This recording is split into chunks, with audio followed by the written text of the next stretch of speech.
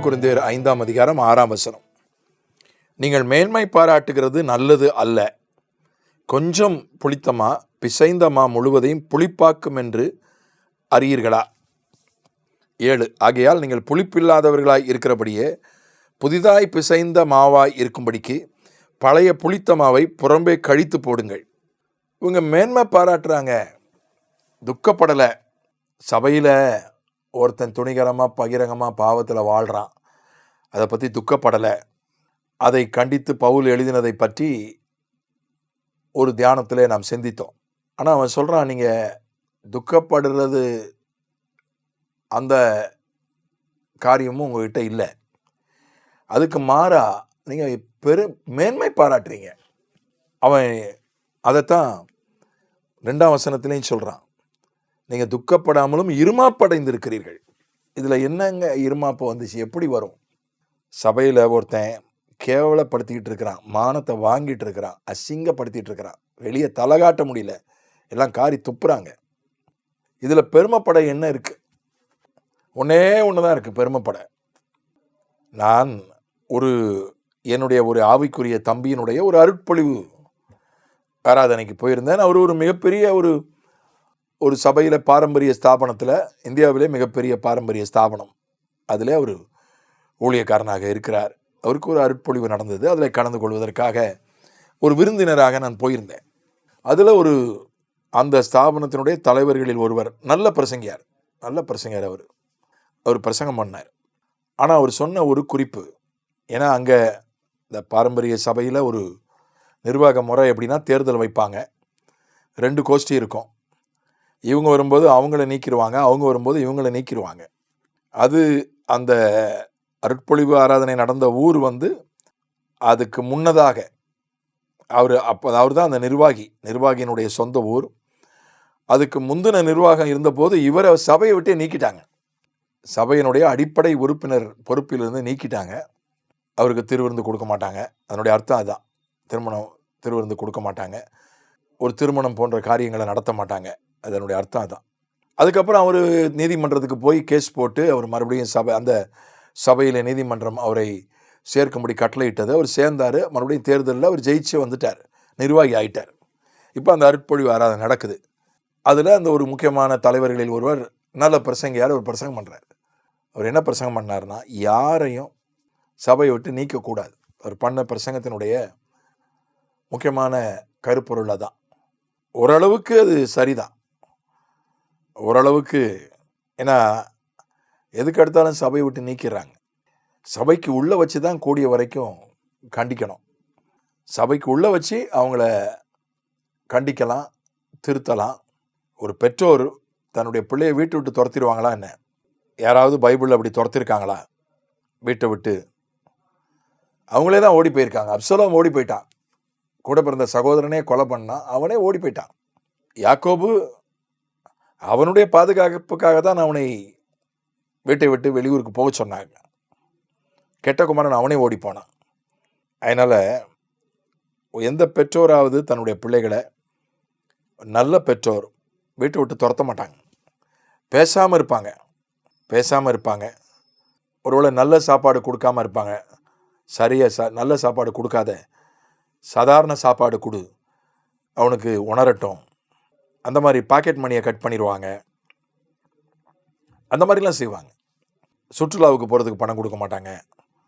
இந்த மாதிரிலாம் தண்டனை கொடுப்பாங்க, அடிப்பாங்க, திட்டுவாங்க, அதெல்லாம் செய்வாங்க. சபை கூடிய வரைக்கும் உள்ளுக்குள்ளே வச்சு தான் திருத்தணும். ஆனால் வேறு வழி இல்லைன்னா, ஏன் இங்கே சொல்லப்பட்டிருக்குன்னா, கொஞ்சம் புளித்தமா பிசைந்தமா முழுவதையும் புளிப்பாக்கும். இவன் பகிரங்கமாக துணிகரமாக பாலியல் பாவத்தில் வாழ்ந்துட்டு இருக்கிறான். ஏன் அவனை நீக்கணும்? காரணம் சொல்லப்பட்டிருக்கு.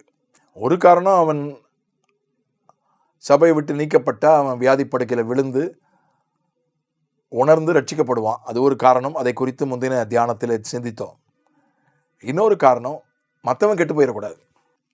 கொஞ்சம் புளித்தமா பிசைந்தமா முழுவதையும் புளிப்பாக்கும் என்று அறியீர்களா?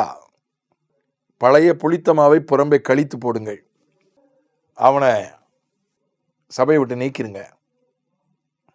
பாலியல் பாவத்தில் விழுந்தவர்களெல்லாம் சபையை விட்டு நீக்கினா பாதி பேரை நீக்க வேண்டியிருக்கும். ஆனால் ஒருத்தன் துணிகரமாக தொடர்ந்து பகிரங்கமாக வாழ்ந்துட்டு இருக்கிறான், அவனை நீக்கி தான் ஆகணும். ஆகவே எதுக்கு எடுத்தாலும் பெந்தேகோஸ்தே பாஸ்டர்மாரில் சிலர் என்ன பண்ணுறாங்கன்னா, விசுவாசிகளை திடீர்னு பார்த்து ஆவியானவர் சொல்லிட்டாரு, நீங்கள் இனிமேல் சபைக்கு வர வேண்டாம்னு ஆவியானவர் சொல்லிட்டாரு.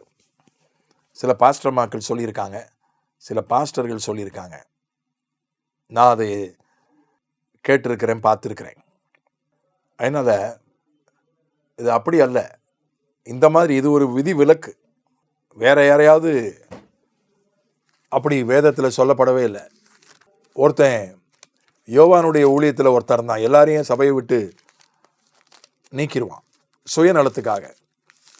யோவானுடைய நிருபத்தில் அவன் எழுதுகிறான், 3 யோவானில் எழுதுகிறான் 10ஆம் வசனத்தில், ஆனபடியால் நான் வந்தால் அவன் எங்களுக்கு விரோதமாய் பொல்லாத வார்த்தைகளை அலப்பி செய்து வருகிற கிரியைகளை நினைத்து கொள்வேன். அவன் அப்படி செய்து வருவதும் போதாமல் தான் சகோதரரை ஏற்றுக்கொள்ளாமலும் இருக்கிறதும் அன்றி, ஏற்றுக்கொள்ள மனதாய் இருக்கிறவர்களையும் தடை செய்து சபைக்கு புறம்பே தள்ளுகிறான். அங்கே ஒருத்தன் இருந்தான், தியோத்ரேப்புன்னு. அவன் எப்போதும் அவன்தான் முதல்ல இருக்கணும்னு நினச்சான். அதனால் மற்றவங்களெல்லாம் ஏற்றுக்கொள்ள மாட்டான்.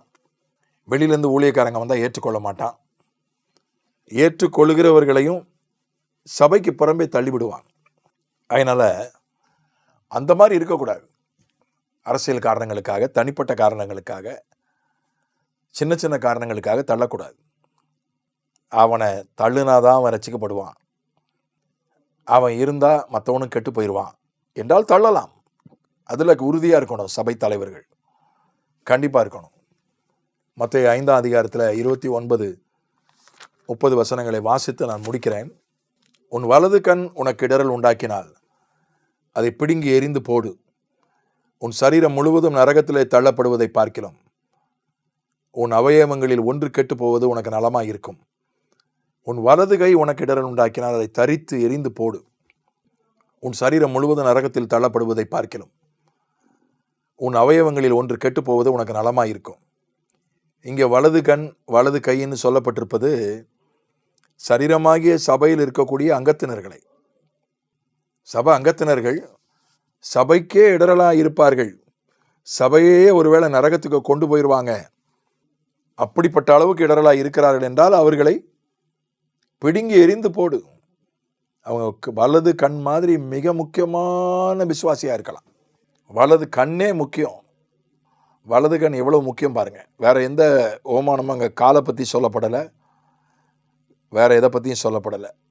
வலது கண் வலது கை, இடது கண் இடது கையை பற்றி சொல்லப்படலை.